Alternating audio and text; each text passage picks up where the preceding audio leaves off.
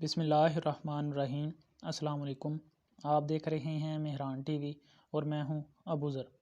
آج ہم برٹرینڈ رسل جو کہ برطانیہ کے ایک فلاسفر ہیں، جنہیں 20ویں صدی کے عظیم فلاسفر بھی کہا جاتا ہے، ان کے دو ایسیز یعنی ideas that have helped mankind, تصورات جنہوں نے انسانیت کی مدد کی ہے، اور دوسرا جو ایسے ہے ideas that have harmed mankind, یعنی ایسے تصورات جنہوں نے انسانیت کو نقصان پہنچایا ہے۔ یہ جو دو ایسے ہیں، ان کی ایکسپلینیشن ایسیز ہیں، ان کی ایکسپلینیشن کریں گے۔ برٹرینڈ رسل جو ہیں وہ 18 مئی 1872 کو پیدا ہوئے اور 2 فروری 1970 کو ان کا انتقال ہوا۔ یہ ایک ملٹی ٹیلنٹڈ انسان تھے اور انہیں ان کے کام کی بدولت 1950 میں ادب کا نوبل پرائز دیا گیا۔ سٹارٹ کرتے ہیں۔ Ideas that have helped mankind. تصورات نے انسانیت کی مختلف انداز میں بہت مدد کی ہے۔ انہی کی بدولت انسان زمین پر رہنے والے دوسرے تمام جانوروں سے ممتاز ہے اور قدرتی وسائل کا زیادہ سے زیادہ استعمال کر رہا ہے۔ یہ بات یقینی طور پر نہیں کہی جا سکتی کہ آیا تصورات نے انسانی خوشیوں میں اضافہ کیا ہے یا نہیں۔ تصورات نے انسانیت کی یا تو اپنی پرانی صلاحیتوں میں اضافہ کرنے میں مدد کی ہے یا پھر ان کی اخلاقی اور سیاسی جو بصیرت ہے اس میں اضافہ کیا ہے۔ آگ جلانے اور کھیتی باڑی کرنے کے وہ پہلے تصورات تھے جنہوں نے انسانیت کی مدد کی۔ بعد کے وقت میں کائنات کے متعلق جدید علم اور طبعی اور ریاضیاتی سائنس کی بے پناہ ترقی نے انسانیت کی بے پناہ مدد کی۔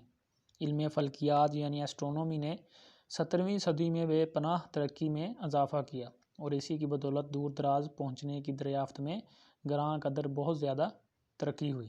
17ویں صدی کے بعد سے انسانی نظریات اور تصورات صرف بنیادی طور پر اخلاقی تعصبات کی سمت میں ہی ترویج ہوئے یعنی بڑھے۔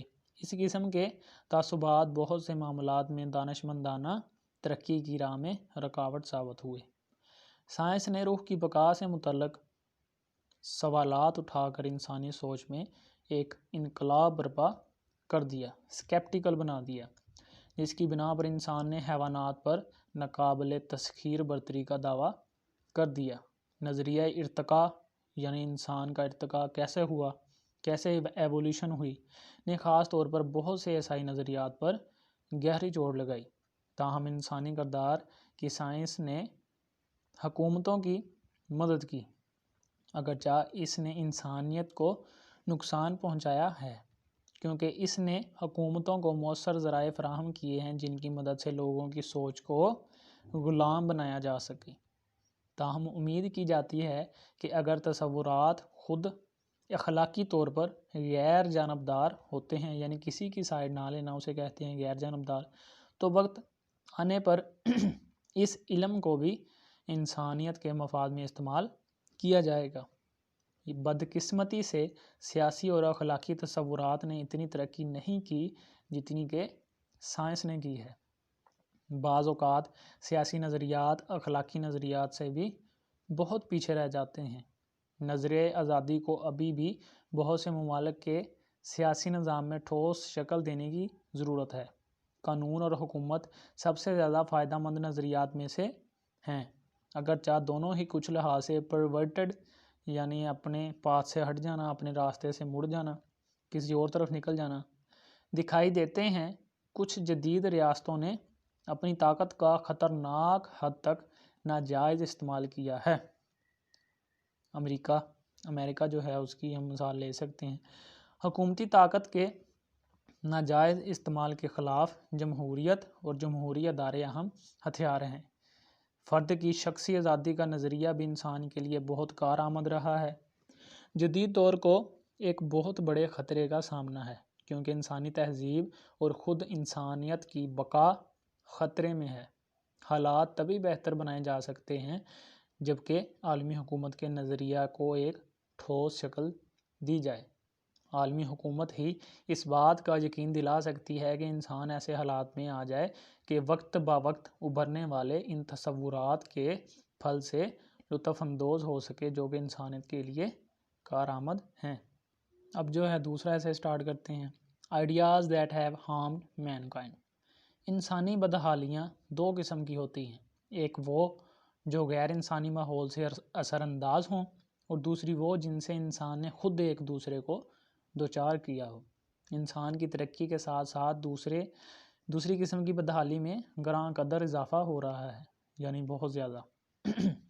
رسل کا خیال ہے کہ وہ برے حالات جن سے لوگ ایک دوسرے کو اور خود کو دوچار کرتے ہیں، ان کی بنیادی وجہ عقائد یا تصورات نہیں بلکہ برے جذبات ہوتے ہیں.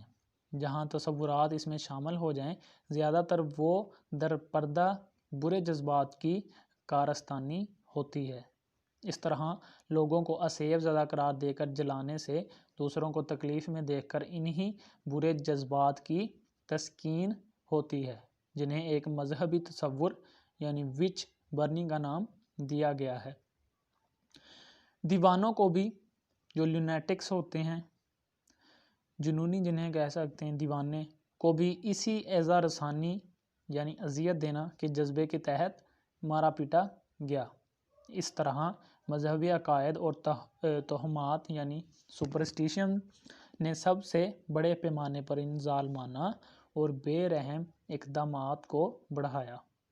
سیاسی عقائد نے بھی اسی برائی میں اہم کردار ادا کیا. مثال کے طور پر نازی، جو کہ ہٹلر کی پارٹی تھی، کا سیاسی فلسفہ یہ تھا کہ قوم کو روٹی کی بجائے بندوقوں کی زیادہ ضرورت ہے، جس کے نتیجے میں ان کی عسکری مہمات نے انسان کو ناقابل بیان تکلیف سے دوچار کیا. تقریباً 60 لاکھ یہودی جو تھے وہ انہوں نے قتل کیے، جنہیں ہولوکاسٹ کہا جاتا ہے. اور ورلڈ وار 2 میں کروڑوں جو انسان ہیں وہ لقمہ اجل بنے. جنگ کی وجہ سے ان کی زندگیاں تباہ و برباد ہوئیں. جو مرے وہ مرے، جو پیچھے بیچارے رہ گئے ان کی زندگیاں بھی کسی کام کی نہیں رہیں. جادو میں یقین دراصل اپنی اہمیت جتانے اور خامیاں چھپانے کے برے جذبے کا جو ہے وہ عکس ہے. اپنی حماقتوں اور غلطیوں کو الزام دینے یا معجب ٹھہرانے کی بجائے لوگ اس بات پر یقین کرنا پسند کرتے ہیں کہ ان کی تکالیف کی وجہ دوسروں کے برے ارادے ہیں، اور حسد اس برائی کی دوسری شکل ہے. غرور انسانی مصائب کا ایک بڑا ذریعہ ہے. اگرچہ اس کی بنیاد کسی عقیدے یا تصور کے لبادے میں ہوتی ہے، لوگ اپنے ذاتی تفاخر سے متعلق فرضی کہانیاں یعنی میتھس جو ہیں وہ گھڑتے ہیں.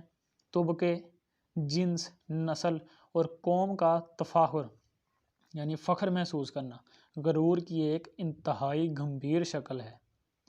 کسی قوم میں یہ عقیدہ پیدا ہو جائے کہ وہ خدا کے چنے ہوئے اعلیٰ کار ہیں، یہ بھی بہت بڑا مسئلہ ہے. پرومویل اور ہیگل جو ہیں اسی طبقے سے، وہ دونوں جو ہیں فلاسفر وہ تعلق رکھنے والے لوگ تھے. خود غرضی بھی ایک بڑی انسانی برائی ہے جو کہ انسانوں کے اختراع یا ایجاد کردہ عقائد و تصورات میں پناہ لیتی ہے. تصورات کی پیدا کردہ خرابیوں کو کم کرنا یا ختم کرنا ممکن ہے. سب سے زیادہ ضرورت اس بات کی ہے کہ ہم ایسی اخلاقی خوبیوں کی ترویج کی جائے کریں جو غرور، حسد اور خود غرضی وغیرہ جیسے برے جذبات پر قابو پانے میں کارگر ثابت ہوں. دوسرا یہ کہ نقصان دہ خیالات کے نتیجے میں ہونے والے نقصان کو ختم کرنے کے لیے روشن خیالات کو استعمال کیا جائے. اس سلسلے میں معاشرتی سائنس یعنی سوشل سائنس جو ہے بہت کارگر ثابت ہو سکتی ہے. یہ ہمارے لیے غلط معاشی تصورات پر عمل درآمد کی وجہ سے پیدا ہونے والی بدحالی کو کم کرنے میں مدد دے سکتی ہے. مثلا معاشی زوال، بے پناہ بے روزگاری وغیرہ. سیاسی اداروں کو نئے سرے سے منظم کرنے کی شدید ضرورت ہے تاکہ وہ اس وقت کی حقیقتوں کی عکاسی کر سکیں. یہ ہمیں ایک عالمی حکومت کی راہ پر گامزن کر سکتا ہے. تعلیم اور معاشیات کے میدان میں بھی بہتر تنظیم کی ضرورت ہے. تو یہ تھے ان کے 2 ایسیز. امید ہے آپ کو سمجھ ان کی جو ہے وہ آئی ہوگی اور آپ کے علم میں اضافہ ہوا ہوگا. اپنا خیال رکھیے گا. اللہ حافظ.